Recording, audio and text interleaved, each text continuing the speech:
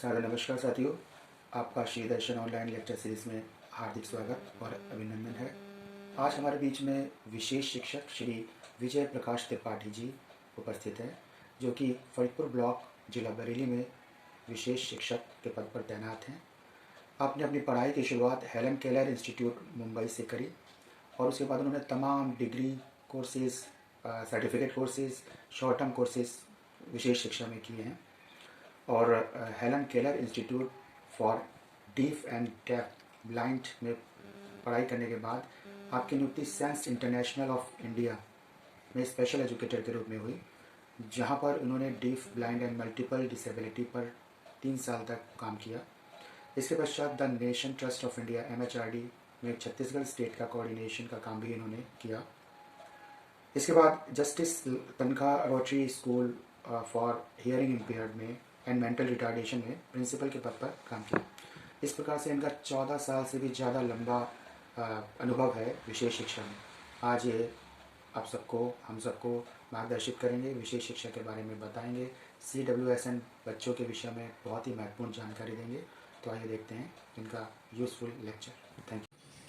अच्छा सर, ये बताइए कि हमारे विद्यालयों में जो CWSN बच्चे हैं उनको विकलांगता सर्टिफिकेट की क्या प्रक्रिया है? काफ़ी दिक्कत का सामना करना पड़ता है बच्चों को। जी जी। तो इसका कोई तरीका बताइए आप। हाँ, विकलांगता प्रमाण पत्र जो पहले बना करता था, दिव्यांग प्रमाण पत्र जो पहले बना करता था, उस दिव्यांग प्रमाण पत्र ये होता था कि बच्चा वहाँ पे डिस्ट्रिक्ट हॉस्पिटल में जाता था और डिस्ट्रिक्ट हॉस्पिटल में जाकर वो डॉक्टर से असेसमेंट करवाता था। असेसमेंट करवा के उसको सर्टिफिकेट बना के हाथों हाथ दे दिया जाता था। दूसरी प्रक्रिया ये होती थी कि हम लोग कैंप लगवाते थे और ये कैंपों में बच्चों को ब्लॉक अकॉर्डिंग या तहसील के अकॉर्डिंग कैंप लगवाते थे। कैंप में जो मेडिकल बोर्ड्स होता है वो लोग आते थे और आते भी हैं, आते हैं और इन दिव्यांग बच्चों का असेसमेंट करते हैं। असेसमेंट करके सर्टिफिकेट बना देते हैं। लेकिन अभी प्रक्रिया थोड़ा सा चेंज हो गया है क्योंकि UDID बनने लगा है। उसमें यह होता है कि अगर कोई दिव्यांग बच्चा है तो उसको पहले ऑनलाइन रजिस्ट्रेशन करवाना पड़ता है। वो ऑनलाइन रजिस्ट्रेशन करवाता है।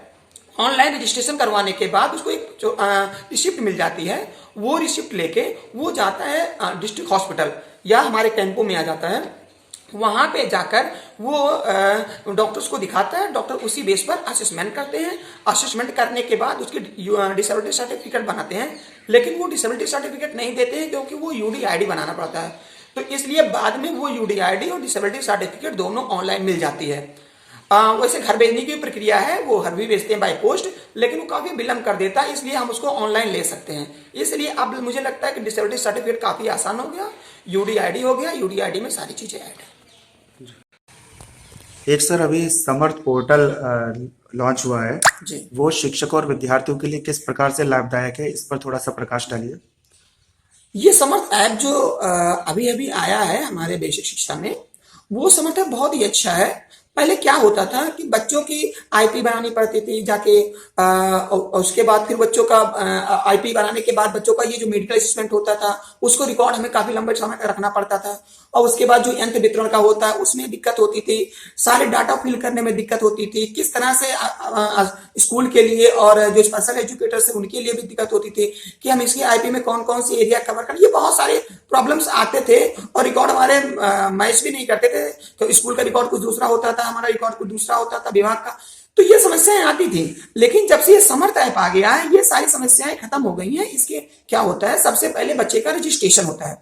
बच्चे का रजिस्ट्रेशन स्पेशल एजुकेटर भी कर सकता है और उस बच्चे का रजिस्ट्रेशन स्कूल भी कर सकता है। स्कूल का जो हेड टीचर है, जिनको नोडल बना दिया गया है, वो भी रजिस्ट्रेशन कर सकते हैं। उसमें बच्चे का रजिस्ट्रेशन होता है। बच्चे का रजिस्ट्रेशन होने के बाद बच्चे की IP बनती है।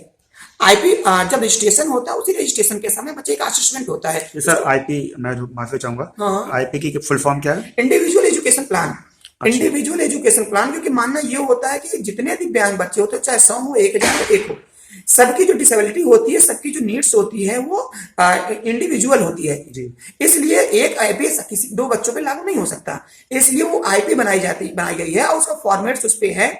उसमें बच्चे के अकॉर्डिंग हम उसमें भरते हैं और भरने के बाद वही IP स्कूल के पास भी चला जाता है और स्कूल उसी पे काम करता है। दूसरी चीजें ये होती हैं कि बच्चे को जो इक्विपमेंट दिलाना होता है, यंत्र दिलाना होता है, जैसे ट्राईसाइकिल, कान की मशीन वगैरह दिलाना होता है। ये सारी चीजों का ये सारी चीजों में सबसे पहले कैंप, मेजरमेंट कैंप होता है उसको भी समर्थ ऐप पे चढ़ाया जाता है। उसके बाद वितरण कैंप का जो डिटेल्स होता है वो भी फोटो के साथ चढ़ाया जाता है। इस प्रकार से बहुत सारी चीजें, जैसे होम बेस्ड का होता है वो भी डिटेल्स उसमें रहता है। और स्कूल स्टूडेंट बच्चों का अटेंडेंस, अभी तो वीकली अटेंडेंस है, शायद आगे चल के डेली अटेंडेंस हो जाए, तो दिव्यांग बच्चों का उसमें डेली का डेली अटेंडेंस भी है, स्पेशल एजुकेटर्स के भी हैं। तो ये सारी चीजें, बहुत सारी चीजों को आसान कर दिया। हमने फटाक से मोबाइल खोला, समर्थ ऐप को खोला और पूरे डाटा हमें मिल गए कि इसमें क्या करेक्शन है क्या नहीं है, वो चीजें हम कर लेते हैं। तो इसमें काफी ट्रांसपेरेंसी हो गई है, इसलिए समर्थ ऐप बहुत अच्छा है।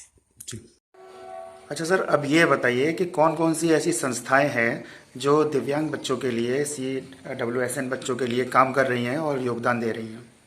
हाँ, वैसे अगर देखा जाए तो बहुत सारी संस्थाएं हैं जो दिव्यांग बच्चों के लिए काम कर रही हैं।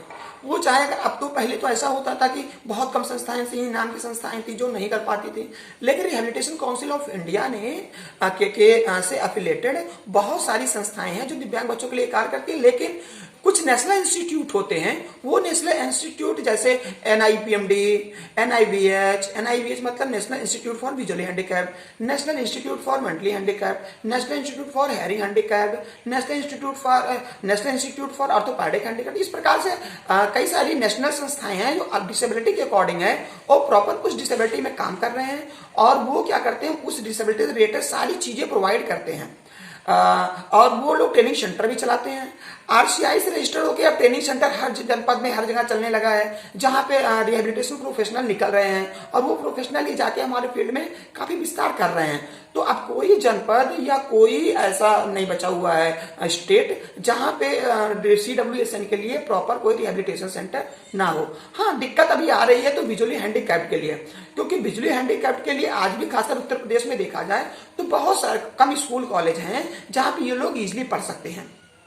इसलिए थोड़ा सा विजुअली हैंडीकैप्ड बच्चों के लिए और भी काम करने की आवश्यकता है। बाकी मेंटल रिटार्डेशन के बहुत सारे हैं, और देखा जाए हेयरिंग इम्पेयर्ड के बहुत सारे हैं, लेकिन थोड़ा सा विजुअली इम्पेयर्ड में, ऑटिज्म में, ये सारी डिसेबिलिटी ऐसी हैं जिसमें अभी बहुत सारे काम करने की आवश्यकताएं हैं और नए नए इंस्टीट्यूट की आवश्यकता है।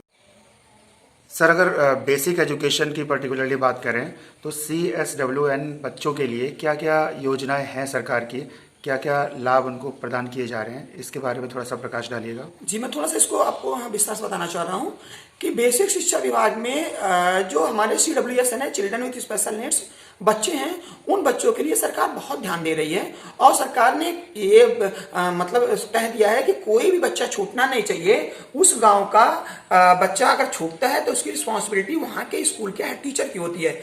इसलिए नामांकन बड़े जोरों शोर पे चल रहा है। अगर हम प्रॉपर केवल फरीदपुर ब्लॉक की बात करें तो यहाँ पे कुल नामांकन करीब 475 बच्चे के आसपास फरीदपुर ब्लॉक में नामांकित बच्चे हैं। ये नामांकित बच्चे अपने स्कूल में आते हैं और हर ब्लॉक में 3-3 स्पेशल एजुकेटर रखे गए हैं अलग अलग डिसेबिलिटी के। और सभी स्कूल के जो हेड टीचर या इंचार्ज टीचर हैं उनको नोडल टीचर बना दिया गया है। वो नोडल टीचर इनको सपोर्ट प्रोवाइड करते हैं, चाहे वो इक्विपमेंट वितरण में हो, सर्टिफिकेट में हो या कोई भी एकेडमिक में हो, तो वो उनको प्रोवाइड करते हैं। अब बेसिक एजुकेशन को सुविधाएं क्या देती है? बेसिक एजुकेशन इनको जो सुविधाएं देती है, पहले एकेडमिक सुविधाएं देती है, जहां पे स्पेशल एजुकेटर जाकर टाइम टाइम पर टीचर का सपोर्ट करता है, होम बेस्ड का सपोर्ट करता है। दूसरी सुविधाएं इनको जो दिया जाता है वो स्कॉट अलाउंस दिया जाता है, स्टाइपेंड अलाउंस दिया जाता है। स्टाइपेंड अलाउंस की बात करें तो ये केवल लड़कियों को दिया जाता है और इनको 2500 रुपए पर साल दिया जाता है। और अगर स्कॉट अलाउंस की बात करें तो स्कॉट अलाउंस केवल टोटली विजुअली इंपेयर्ड बच्चे को, मेंटली रिटार्ड बच्चे को और सेरेब्रल पॉल्सी को दिया जाता है। इनको 5000 रुपए पर ईयर दिए जाते हैं। और बेसिक एजुकेशन हर साल समय समय पर कैंप लगाकर इन बच्चों की डिसेबिलिटी सर्टिफिकेट बनाती है। दूसरी चीज क्या करती है, हाँ, तहसील लेवल पर या जिले लेवल पर वो एक कैंप का आयोजन करती है LMCO के द्वारा, जिसको मेजरमेंट कैंप बोलते हैं।